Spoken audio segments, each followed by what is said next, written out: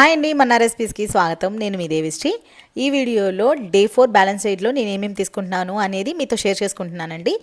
ఇక్కడ వచ్చేసి నేను ఓట్స్ ఉప్మా తీసుకుంటున్నానండి. ఓట్స్ ఉప్మాలోకి నేను వెజిటబుల్స్ వేసుకొని చేసుకున్నాను.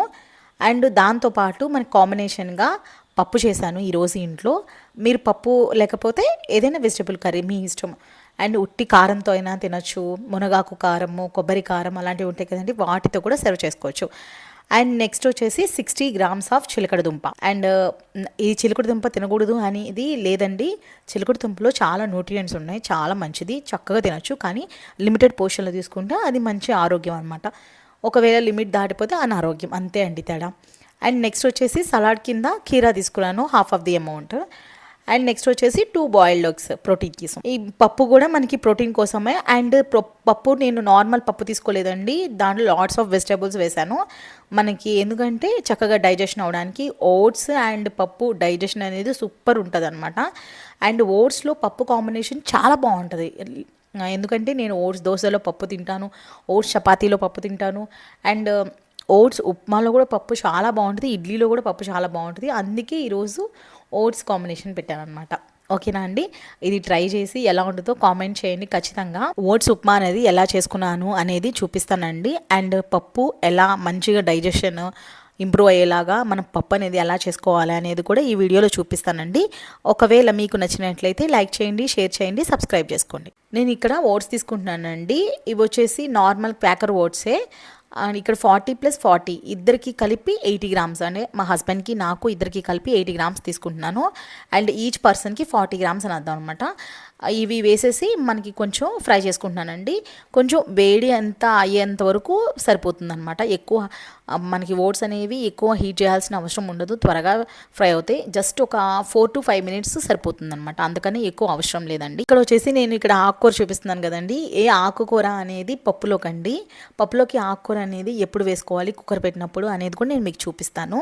ఇవి మనకి ఫ్రై అయిపోయిన తర్వాత వెంటనే ఒక ప్లేట్లోకి సర్వ్ చేసుకోండి, ఎందుకంటే ఇంకా బాగా వేడైపోతాయి అనమాట అదే దాంట్లో ఉంచేస్తే. అందుకే ఒక ప్లేట్లోకి ఇక్కడ వచ్చేసి నేను పాన్ పెట్టేసుకున్నాను, దాంట్లో ఆయిల్ వేసేసుకొని ఓట్స్ ఉప్మాకి కావాల్సిన ఆయిల్ వేసేసుకొని దాంట్లోకి తాలింపు వేసేసుకుంటున్నాను. సాయిపప్పు, జీలకర్ర, ఆవాలు ఇవన్నీ వేసేసుకొని మంచిగా ఫ్రై చేసేసుకుంటున్నాను. అండ్ ఎండుమిర్చి కూడా వేసుకోండి, అండ్ కొంచెం కరివేపాకు, ఇట్లా అన్నీ కూడా మీకు పోపులోకి ఏం కావాలో అవన్నీ కూడా వేసేసుకోండి. మంచిగా వేసేసుకున్న తర్వాత మీ చాయిస్ అనమాట, ఇక్కడ పల్లీలు వేసుకోవాలా అనేది మీ చాయిస్ అనమాట. అండ్ నేనైతే పల్లీలు ఏం వేసుకోలేదండి. అండ్ మీరు వేసుకోవాలనుకుంటే ఇప్పుడైనా వేసుకోవచ్చు. అండ్ లాస్ట్లో ఫైనల్గా మనకి ఉప్మా మొత్తం కూడా అయిపోయిన తర్వాత పైన టాప్లో కూడా వేసుకోవచ్చు. అండ్ ఇక్కడ వచ్చేసి నేను ఆనియన్స్ వేసేస్తున్నానండి. ఆనియన్స్, కరివేపాకు అన్నీ కూడా వేసేసుకున్నాను. అండ్ మీరు కావాలంటే ఉప్మాకి మంచి డైజెషన్ కోసము కొంచెం అల్లం చిన్న చిన్న ముక్కలు కట్ చేసుకొని వేసుకోవచ్చు. బట్ ఓట్స్ ఉప్మానే కాబట్టి నేను డైజెషన్ ఇష్యూస్ ఏమి ఉండదని చెప్పి నేను నార్మల్గా చేసేస్తున్నానండి. అండ్ ఇక్కడ ఆనియన్ అనేది మంచిగా మనకి ఫ్రై చేసుకోవాలి. ఆనియన్తో పాటు మిర్చి కూడా వేసుకోండి, మంచి టేస్ట్ ఉంటుంది. ఆనియన్స్ అనేవి మంచిగా ఫ్రై అయిన తర్వాత మనం వెజిటేబుల్స్ యాడ్ చేసుకోవాలండి. ఆనియన్స్ అనేది ఫస్ట్ ఫ్రై అయిపోవాలి, బాగా మంచిగా ఫ్రై అయిపోవాలి. ఇక్కడ నేను వచ్చేసి ఏమేమి వెజిటేబుల్స్ తీసుకుంటున్నానని చూపిస్తున్నానండి. టమాటా, బీన్స్, క్యాప్సికము, బఠానీ, బ్రోక్లీ తీసుకుంటున్నాను. అండ్ బ్రోక్లీ యొక్క కాడలు తీసుకుంటున్నాను. ఆనియన్ ఆల్రెడీ తీసేసుకున్నాను కదా.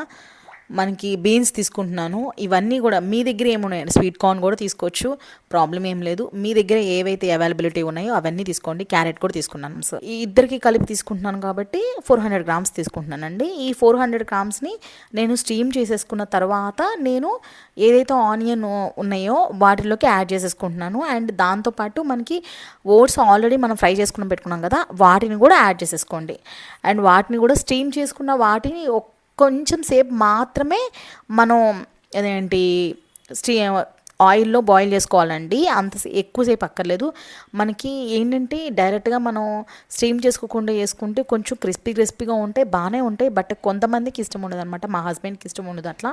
అందుకే నేను ఇక్కడ వచ్చేసి ఓట్స్కి మనం నేను హాఫ్ కప్ తోటి మెజర్మెంట్ చేసుకున్నాను కదా, ఒక పర్సన్కి హాఫ్ కప్ అని చెప్పాను కదండి. ఒక కప్పు మీరు హాఫ్ కప్పు తీసుకున్నట్లయితే దాంతో డబల్ అమౌంట్ వాటర్ అనేది యాడ్ చేసుకోవాలి. ఇక్కడ నేను మా హస్బెండ్కి నాకు కలిపి నేను యాడ్ చేసేసానండి. మీరు ఎంత తీసుకుంటారో దాంతో డబుల్ అమౌంట్ ఆఫ్ వాటర్ అనేది యాడ్ చేసేయండి. దాని తర్వాత కొంచెం ఉప్పు వేసుకోండి. మనకి మీకు కావాలంటే కారము మీరు నచ్చితే కారం వేసుకోండి, పెప్పర్ వేసుకోండి, మీకు ఏం కావాలనేది అయ్యే వేసుకోండి. అండ్ టేస్ట్కి తగ్గట్టుగా చేసుకోండి రుచికరంగా. అప్పుడు మనకి మంచిగా తినబుద్ధి అవుతుంది అనమాట.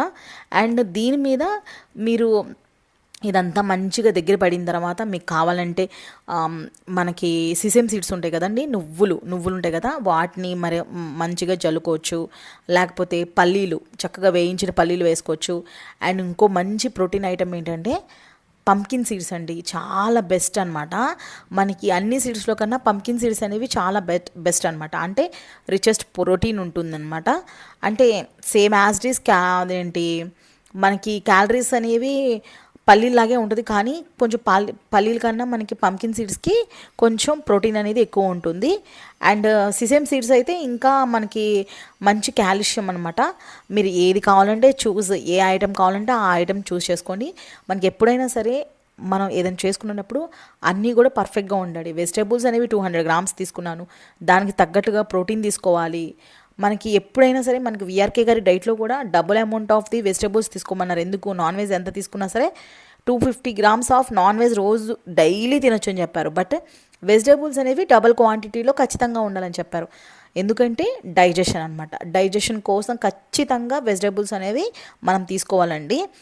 అండ్ ఇక్కడ వచ్చేసి నేను మొత్తం కూడా మంచిగా దగ్గరికి అయిపోవాలన్నమాట.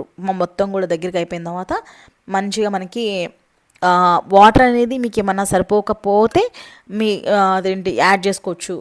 అట్లా మీకు ఎట్లా కావాలంటే అట్లా చేసుకోండి. మీరు పొడి కావాలంటే కొంచెం వాటర్ అనేది తగ్గించుకోండి. కొంచెం మాకు మెత్తగా కావాలనుకుంటే వాటర్ అనేది పెంచుకోండి. అట్లా మీరు మూత పెట్టేసుకొని చక్కగా గార్నిష్ చేసుకొని మీకు ఏం కావాలంటే అవి యాడ్ చేసుకోండి. మంచిగా పైన కొంచెం కొత్తిమీర అనేది చల్లేసుకోండి. అండ్ సూపర్ అండ్ టేస్టీ అనమాట. చాలా బాగుంది రెసిపీ అయితే, ట్రై చేయండి ఖచ్చితంగా. వచ్చేసి డైజెషన్ ఫ్రీ పప్పు అనేది ఎలా చేసుకోవాలనేది చూపిస్తున్నానండి. నేను వచ్చేసి మసూర్ దాల్ తీసుకుంటాను. నేను అరౌండ్ 5 years నుంచి ఈ మసూర్ దాల్ అనేది యూజ్ చేస్తున్నాను. డైజెషన్ అనేది చాలా బాగుంటుంది అనమాట ఈ మసూర్ దాల్కి.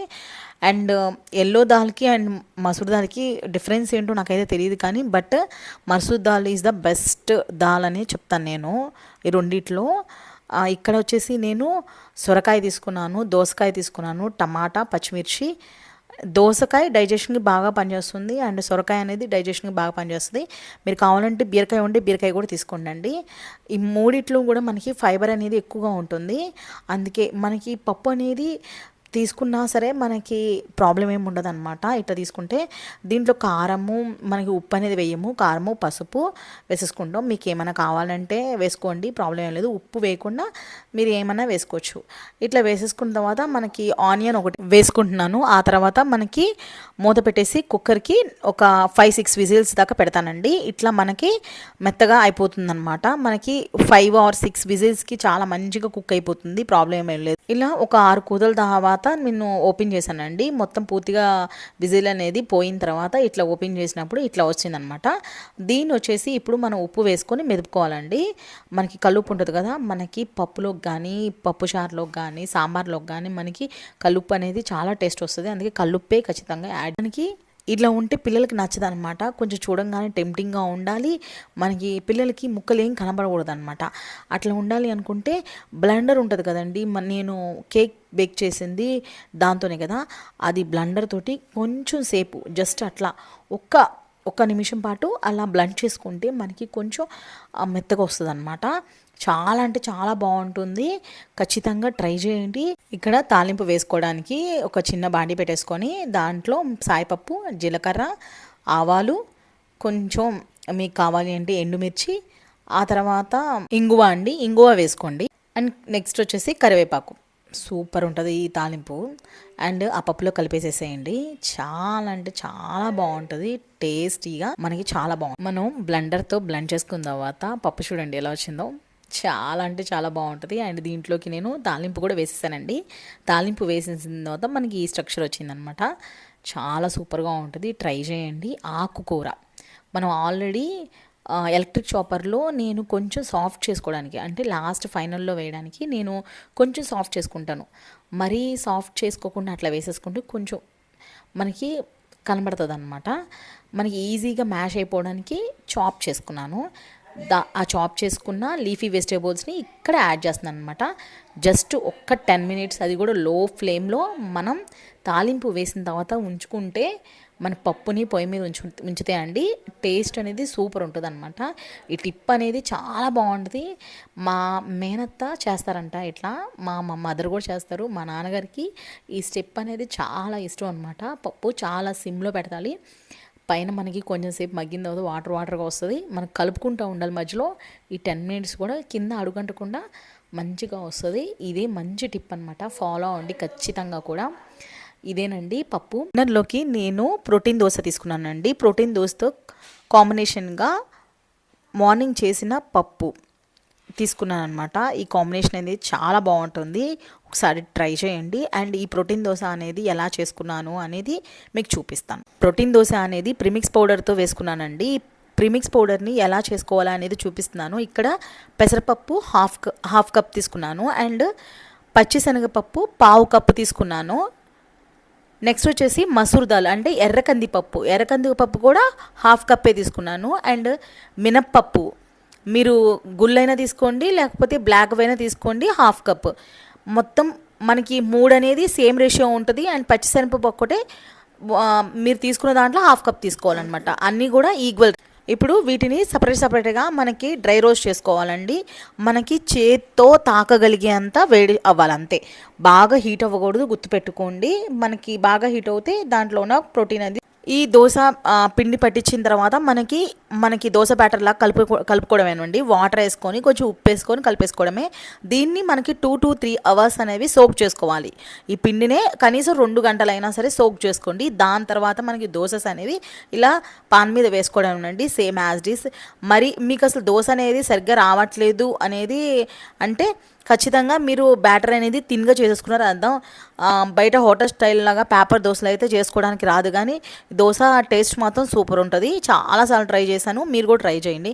కొంచెం లిటిల్ బిట్ ఆఫ్ ఆయిల్ వేస్తాను. అండ్ నేను వచ్చేసి ఇక్కడ డిన్నర్లోకి నేను 2 దోసాస్ తీసుకున్నానండి. ఒకటి విత్ ఎగ్ అండ్ ఇంకోటి వితౌట్ ఎగ్ అనమాట.